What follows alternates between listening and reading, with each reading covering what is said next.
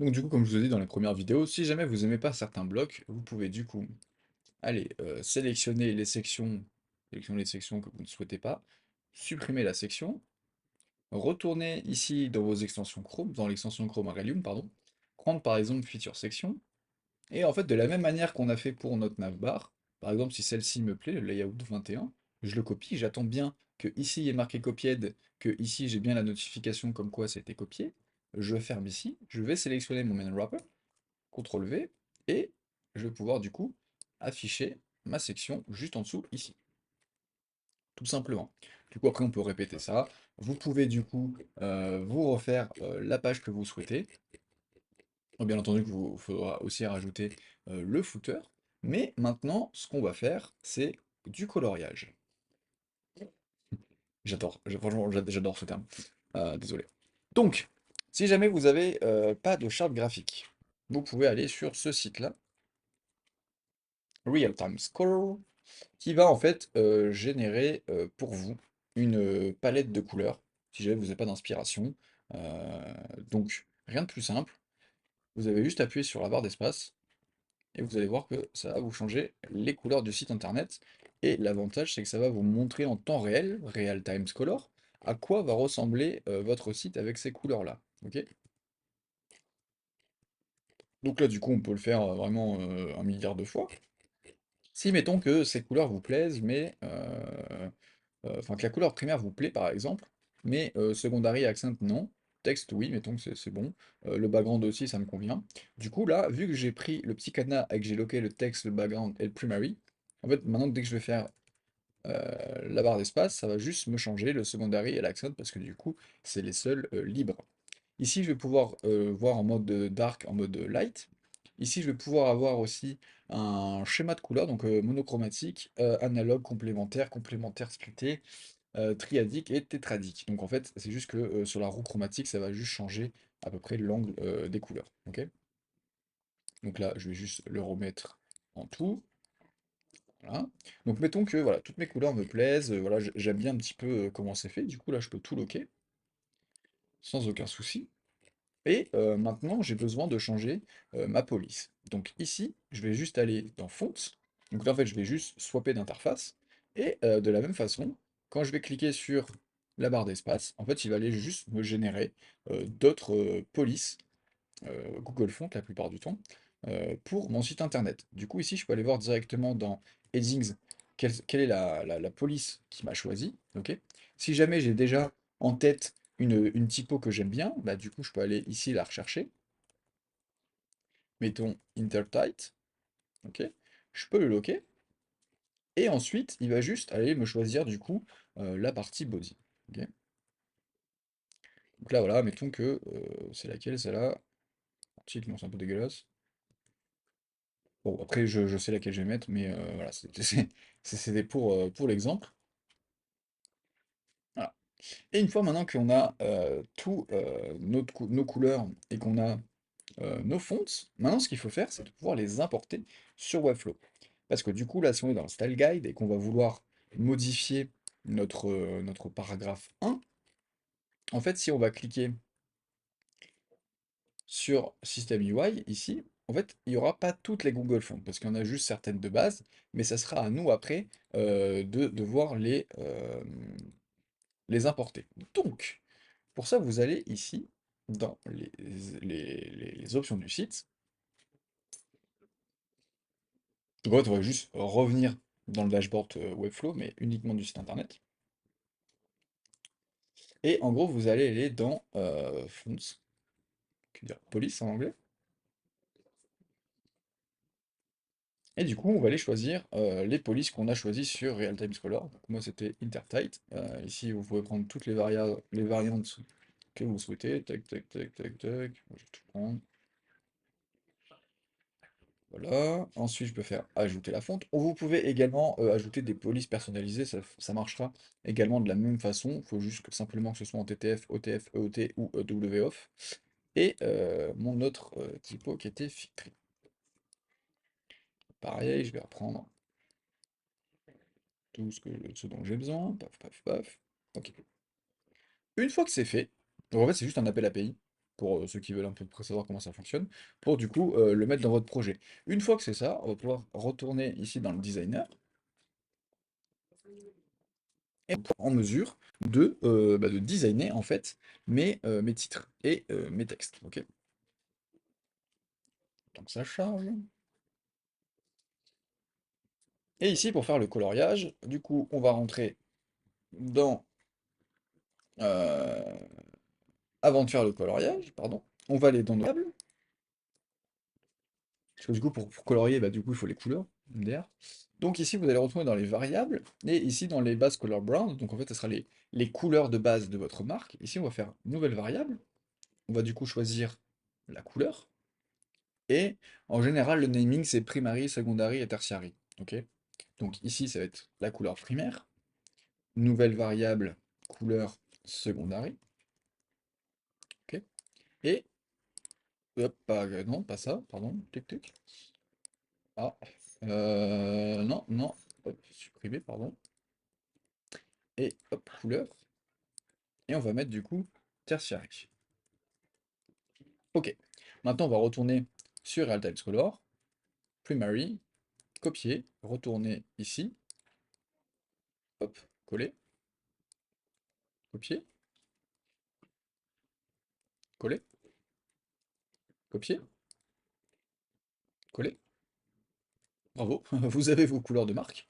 Et maintenant, on va pouvoir s'attaquer au coloriage. Donc, ici, on retourne dans le Style Guide.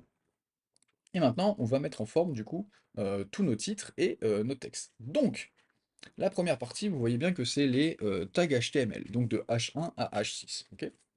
Pour que vous n'ayez pas de soucis, ici, quand on va sélectionner la classe, donc ce sera toujours en haut à droite pour styliser un élément avec la classe CSS, ici, vous pouvez voir que eux, ils disent de modifier le all h1 headings. Donc le all h1 heading, c'est ce qu'on retrouve ici, c'est le tag HTML de base. Ok. Là, vous allez descendre, et ici dans font, du coup, vous allez choisir votre typo que vous avez à l'instant mis. Hop, intertight, c'est bon, mon H1, il est bien positionné en intertight. On fait la même chose pour H2. Donc ça, c'est un peu la partie chiante, parce que du coup, il faut quand même tout mapper. Et là, vous pouvez voir que déjà, quand je commence à modifier certaines choses, en bas, ça change. Donc, pas oublier de reprendre la classe ici, intertight. On refait la même chose pour le heading 4. Tac, intertight. Heading 5, on refait la même chose. Hop, intertight. Heading 6, on refait la même chose. Heading 6, hop, intertight. Voilà. Et par contre, la différence, là, vous voyez que les styles, ils sont en bleu. Donc en fait, ça sera pour donner l'illusion, on va dire, parce que du coup, là, en fait, on peut mettre un H6 en termes de balise HTML avec un style H1. C'est pour ça que du coup, il y a bien marqué le style ici comparé à ici. Donc là, on va pouvoir du coup garder, là normalement, tous vos H3, H4, H5, H6 ont pris du coup la police d'en haut. D'accord? Et ici, on peut dire que voilà, dans votre charte graphique, tous vos titres H1, du coup, ça sera votre couleur primaire. Ok? Donc là, si je fais ça, c'est-à-dire que tous mes H1, enfin, en tout cas, tous les composants où je vais mettre la classe heading style H1 vont prendre toutes les propriétés ici, notamment la couleur. Ok. Ici, par contre, moi, les H2, ça ne sera pas une couleur primaire que je veux, ça sera une couleur secondaire. Voilà. Et du coup, je sais que plus bas, il y a des H2 dans le rich text. Ah ben non, parce que non, non, c'est un HTML, my bad. Si par contre, là, regardez, si je mets ici en H2, que tous mes H2 ont la couleur secondaire. Donc là, bien la balise HTML, hein. Là, vous voyez que, vu que tous les titres là sont des H2, forcément, ils prennent la couleur secondaire. Donc ici, c'est pas ce qu'on veut, on va le remettre en noir, pardon. Et ensuite, ici, on peut, d'après, décider, par contre, de tout remettre en black, mis à part le H1, ok? Ici, maintenant, on va s'occuper des paragraphes. Donc, quand je sélectionne paragraphe, je vérifie bien que mon tag HTML soit bien sélectionné, et du coup, là, on va mettre l'autre typo, qui est Fictree, ok? On va faire la même chose pour nos liens. Donc tout ce qui est lien, hop, pareil, on va resélectionner les liens et on va remettre la bonne police. Ici, pareil, pour les blocs de citation, je prends bien mon tag HTML et je mets bien la bonne typo. Ici, pareil pour les listes. Donc là, si jamais bien le sélectionner là, hop, on va prendre les listes. Hop, on va du coup remettre Filtry. Ah, on va faire la même chose pour celle-ci.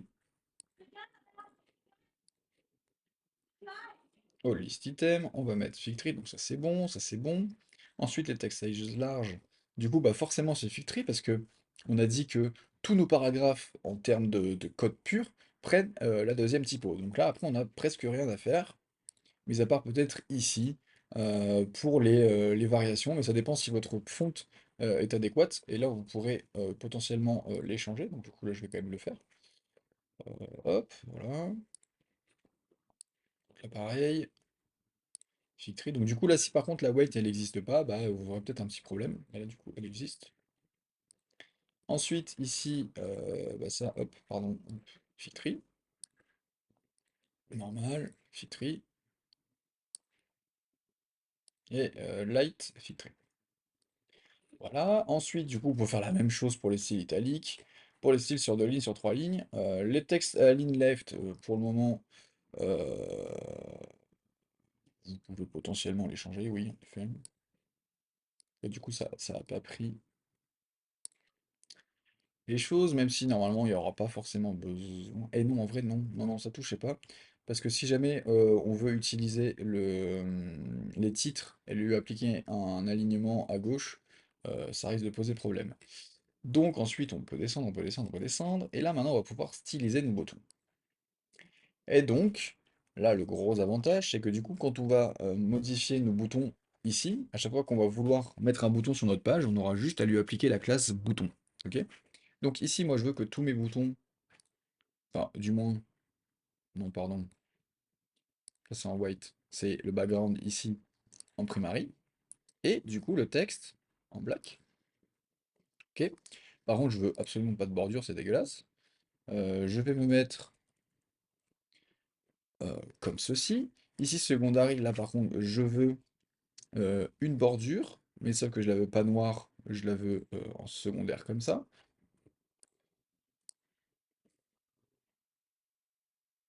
Comme ça, pardon. Donc voilà, j'ai mon bouton secondaire.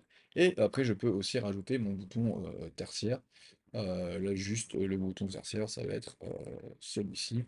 Ce sera juste la couleur. Après, je peux lui dire que voilà, moi je veux juste ça. Merde, ça c'est pour le lien. Excusez-moi. Ici, je vais voir, vouloir le lien en bleu. Ah, et si je veux, je peux le mettre en semi-bold. Voilà, comme ça, j'ai bien tous mes liens. Et ici, j'ai mes trois boutons. Ici, du coup, pareil, je peux le faire en alternate sur du dark mode. Ici, après, j'ai tous les trucs avec les boutons. Ici, pareil, au niveau des éléments de formulaire, je peux dire que ça, je le veux en bordure 8, que ma couleur, du coup, c'est du tertiaire, que le fond, bah, du coup, il va rester blanc, pas de souci là-dessus. Je veux par contre que ça prenne la police Filtry. Et donc voilà, tac, tac, tac, submit. Là, ici, vous avez toutes les icônes donc pour mettre en forme.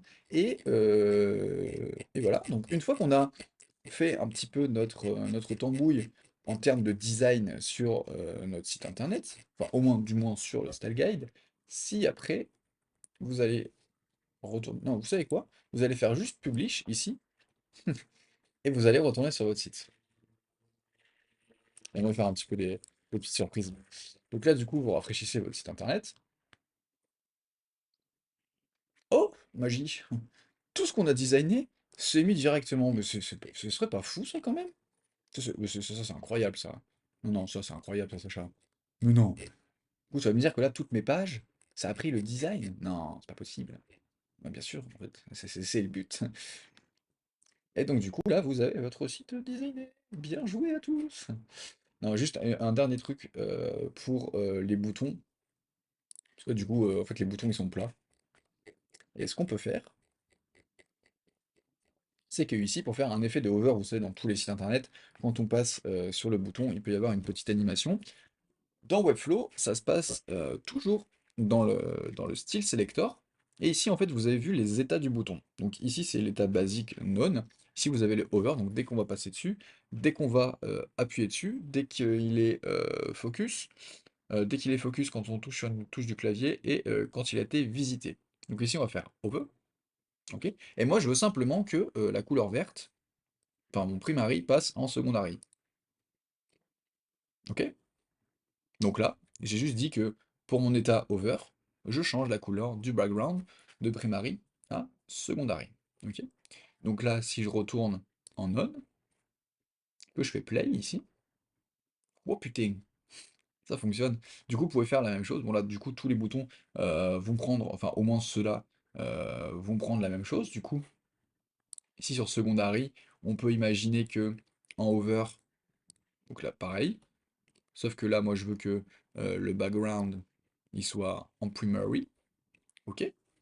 Donc là, si je retourne ici dans None, que je fais Play, oh putain, gars, ça fonctionne. Du coup, après, le tertiary, je peux faire exactement la même chose.